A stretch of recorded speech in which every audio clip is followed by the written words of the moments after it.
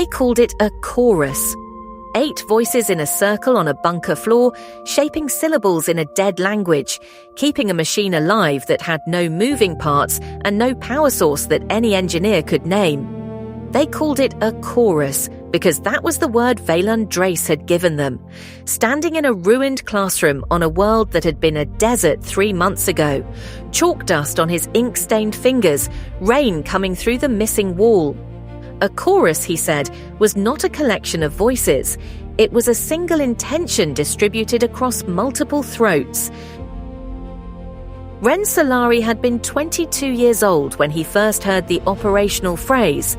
He had been 22 years old and standing in the lowest warren on dust, his left palm bleeding where a progenitor panel edge had opened it to the bone, and the wound had closed by morning. He had told no one. There are things you keep because you do not have language for them yet. There are things you keep because the language, when it comes, will cost you something you are not ready to pay. Callanthe was a grey-brown world at the edge of the former House Thyros client sphere.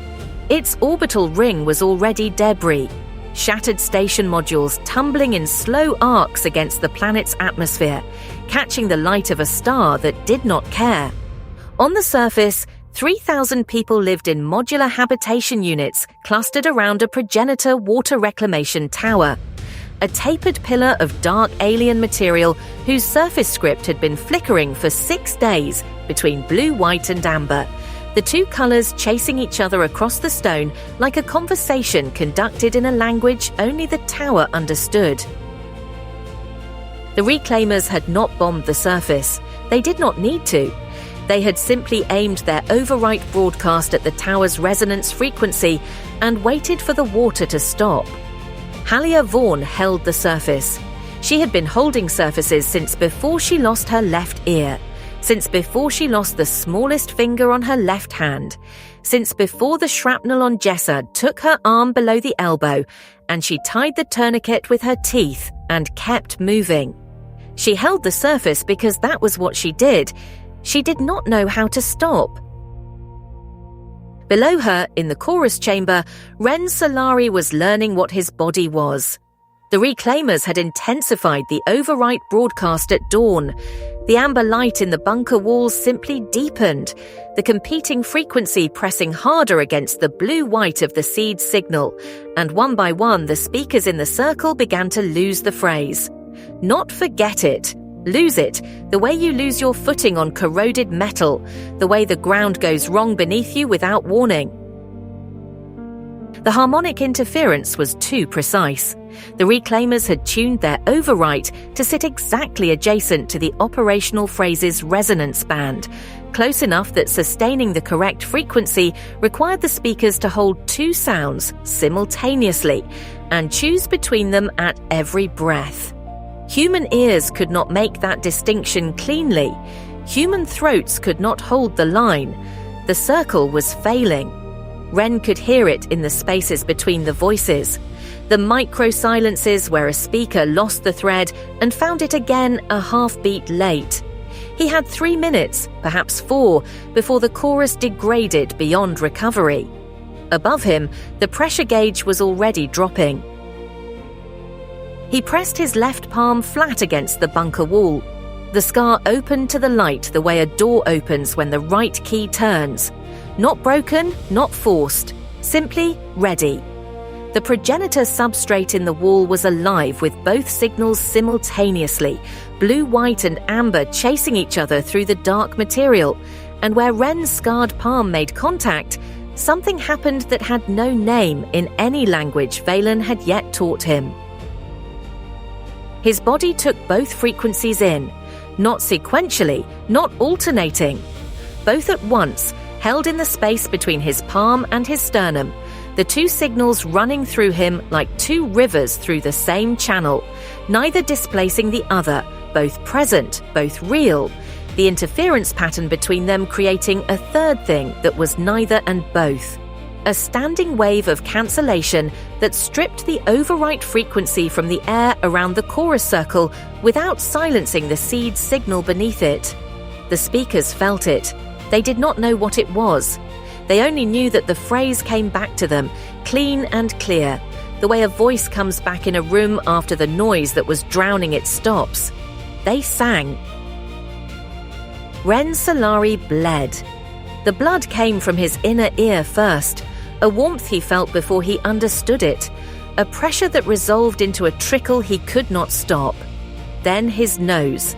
He was on his knees before he knew he was falling, the bunker floor cold through the fabric of his patched envirosuit, his palm still pressed against the wall because if he lifted it, the interference pattern would collapse and the chorus would lose the phrase again, and the pressure gauge above would drop, and 3,000 people would run out of water in a city that had no other source. The chorus saw him fall. The woman to his left, a Callanthe-born speaker in her 40s, mineral paste residue silvering her lips, 3 data chip necklaces clicking at her chest, broke the phrase mid-syllable and reached for him. He shook his head. He could not speak. Speaking would disrupt the interference pattern. He could only shake his head and keep his hand against the wall and let his blood fall on the bunker floor and trust that she would understand what he was asking. She understood. She found the phrase again. The others held. Dr. Iolan Mars, at her remote station somewhere outside the Callanthe system, watched the biometric feed from Ren's monitoring patch and went very still. Her diagnostic lenses were scrolling figures she had no category for. The data chip on her chain caught the display light. She had documented the first case of binding reversal in recorded history. She had documented trace progenitor-responsive genetics in a dozen populations. She had never seen a human nervous system simultaneously process 2 competing progenitor frequencies without choosing between them.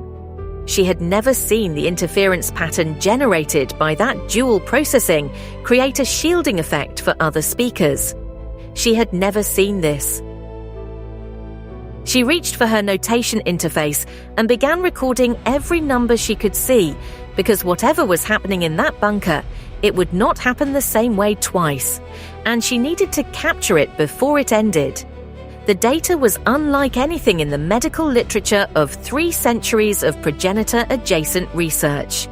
A human body as a standing wave generator, a scar as a signal interface, trace genetics expressing at a level that should have required full binding. She wrote until her hands ached and did not stop writing. Ren lifted his palm from the wall when his arm gave out.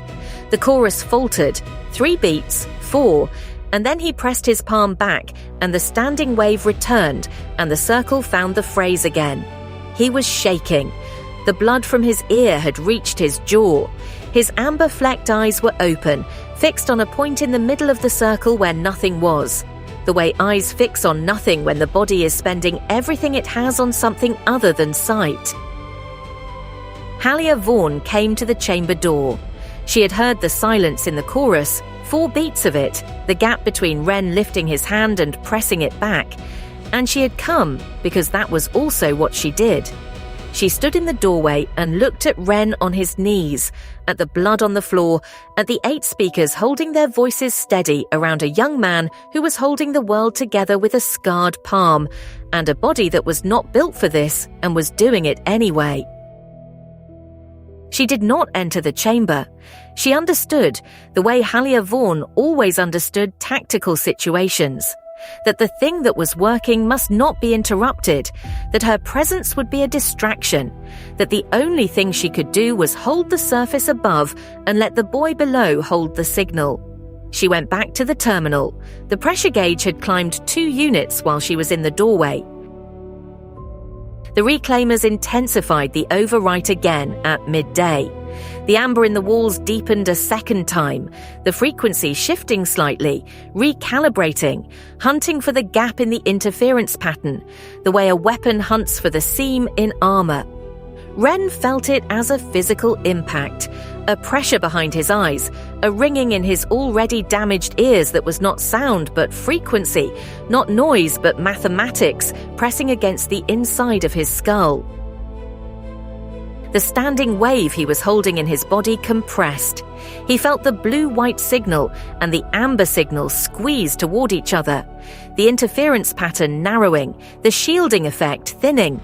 He pressed harder, his palm flat against the wall, his weight behind it, his whole lean body leaning into the substrate as if he could push through the stone into the signal itself. The amber flecks in his eyes caught the competing light from the walls. Blue-white, amber, blue-white, amber. And for a moment he looked like something the progenitors had designed rather than something they had accidentally made. He fell a second time, both knees, harder. The blood from his nose was faster now, falling in drops that hit the bunker floor and spread in small dark circles, each one a clock ticking. The woman to his left reached for him again. He shook his head again. He found the wall again. He pressed. The chorus held. On a captured Reclaimer broadcast, decoded by Coalition intelligence and played through the bunker's single communication terminal at low volume, a young man's voice spoke in the cadence of progenitor liturgy. Naveen Kess, first speaker, his dark hair falling across his brow as he leaned over a text no one in the bunker could see. "The overwrite," he said, "is not a victory. It is a silence. We are not reclaiming these worlds. We are making them quiet. There is a difference." His voice was cut off mid-sentence as the broadcast was terminated from somewhere above him. The terminal went to static. The chorus did not break. Ren did not look up. The afternoon light on Callanthe's surface was the colour of old iron. Halia Vaughan stood at the tower's base and watched the script on its surface hold blue-white against the amber, and she counted the pressure gauge readings, and she did not let herself think about what was happening in the bunker below. She thought about soil.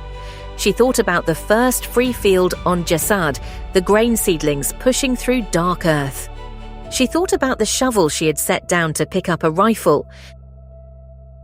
In the bunker, Ren Solari rose a third time. He did not know how. He was not certain afterward that he had chosen to. The body has its own logic, separate from the mind's accounting of what is possible.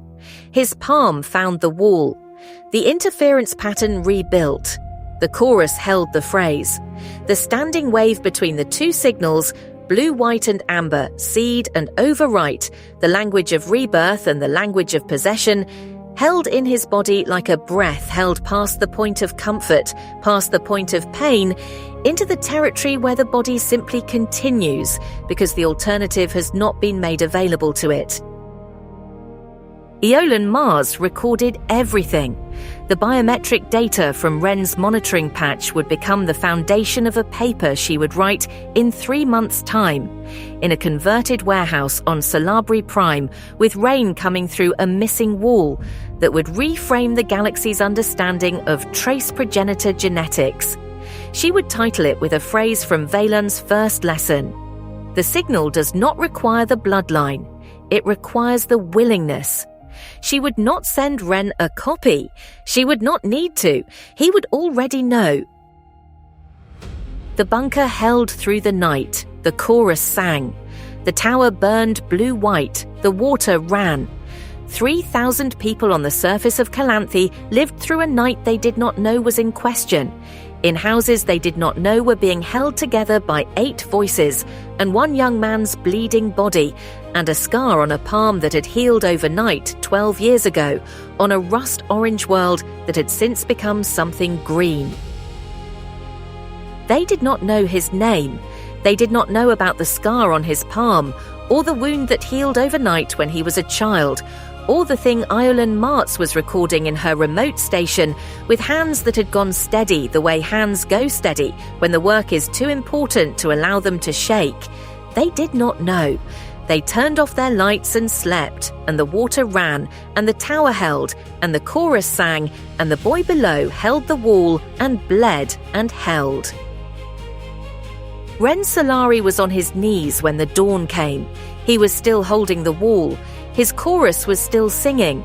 The blood on the bunker floor had dried to a dark rust colour that was almost the same shade as the metallite particulate of dust, the world where he had first touched a progenitor panel and felt the current move through him like recognition. He looked at it for a long time.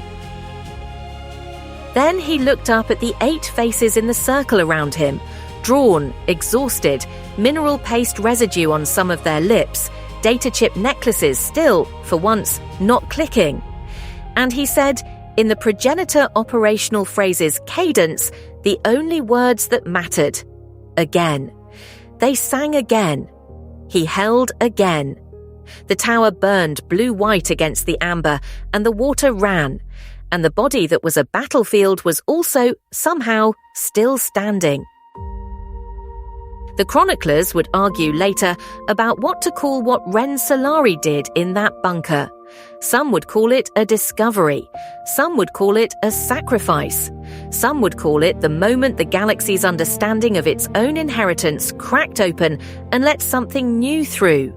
Ren himself, when asked, would say only that the wall was there, and the signal was there, and the people above needed the water, and he had a scar on his palm that had been waiting 12 years to be useful. That is the kind of answer that sounds like humility and is actually something older. The knowledge that the body does not ask permission before it becomes what the moment requires. The knowledge that some doors open not because we are worthy, but because we are present and we press.